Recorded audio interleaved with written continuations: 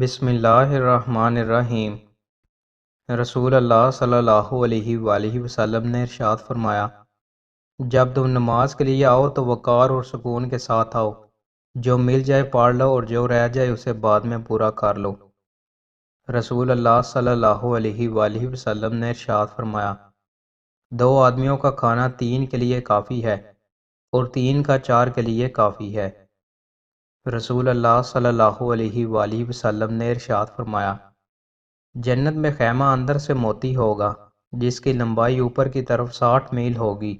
اس کے ہر زاویے میں مومن کی ایک بیوی ہوگی جسے دوسرے لوگ نہیں دیکھ سکیں گے۔ رسول اللہ صلی اللہ علیہ وآلہ وسلم نے ارشاد فرمایا، اللہ تعالیٰ نے میری امت کے دلوں میں پیدا ہونے والے وسوسوں کو معاف کر دیا ہے جب تک وہ ان پر عمل نہ کریں یا انہیں زبان پر نہ لائیں۔ رسول اللہ صلی اللہ علیہ وآلہ وسلم نے ارشاد فرمایا، زیادتی اور قطع رحمی سے بڑھ کر کوئی گناہ ایسا نہیں جس کی سزا اللہ تعالیٰ دنیا میں بھی جلدی دے دیتا ہے جبکہ اس کے ساتھ اس کے لیے آخرت کا عذاب بھی سنبھال رکھتا ہے۔ رسول اللہ صلی اللہ علیہ وآلہ وسلم نے ارشاد فرمایا، جو شخص پسند کرتا ہے کہ اللہ تعالیٰ اسے اپنے سائے میں جگہ دے تو اسے چاہیے کہ تنگ دست کو مہلت دے یا اس کا قرض معاف کر دے۔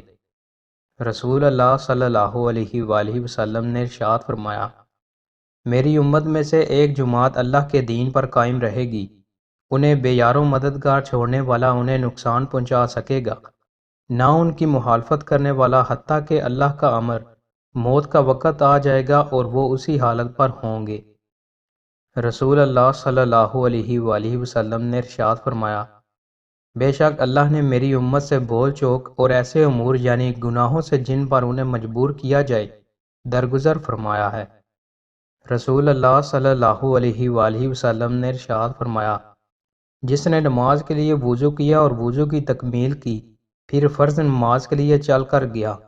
اور لوگوں کے ساتھ یا جماعت کے ساتھ نماز ادا کی یا مسجد میں نماز پڑھی، اللہ اس کے گناہ معاف کر دے گا۔ دوستوں، مزید اچھی ویڈیوز کے لیے ہمارے چینل کو سبسکرائب لازمی کریں۔ بہت شکریہ۔